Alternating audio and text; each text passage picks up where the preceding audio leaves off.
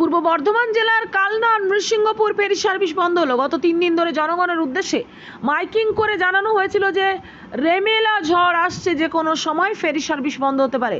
রবিবার সন্ধ্যে 7:30 নাগাদ কালনা এবং নদিয়ার নৃসিংহপুরের ফেরি সার্ভিস বন্ধ হলো। প্রচণ্ড ঝোড়ো হাওয়া, ভাগীরথী নদীর জল ফুঁসছে। ফেরি সার্ভিস কর্তৃপক্ষরা জানান সার্ভিস কমিয়ে দেওয়ার নির্দেশিকা ছিল, কিন্তু প্রাকৃতিক দুর্যোগের সম্ভাবনা তীব্র হওয়াতে এই মুহূর্ত থেকে ফেরি সার্ভিস বন্ধ করা হলো। এখন ঘাট পরিষেবা আমরা এখন বন্ধ করে দিলাম। থেকে অর্ডার এসছে যে বন্ধ করে দেওয়া হোক, সেই কারণে বন্ধ করে দিলাম। আমরা সারাদিনই মাইকিং করেছি, যে কোনো মুহূর্তে বন্ধ করে দেওয়া হতে পারে। এখন বন্ধ করে দিলাম। এখন সব লঞ্চ এসেল বন্ধ করা হলো। চাষিদের আপাতত রেখেছি, যদি এমার্জেন্সি কিছু পার করতেই হয়। ওপার থেকে অনেক লোক আসে ডাক্তার দেখাতে, বা এখানে ডাক্তার দেখিয়ে হয়তো ফেরত যাবে, তাদের জন্য একটু ব্যবস্থা রেখেছি।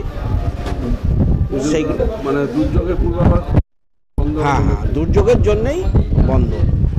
নির্দেশিকা এসেছে আপনাদের? হ্যাঁ, নির্দেশিকা এসেছিল 26-27।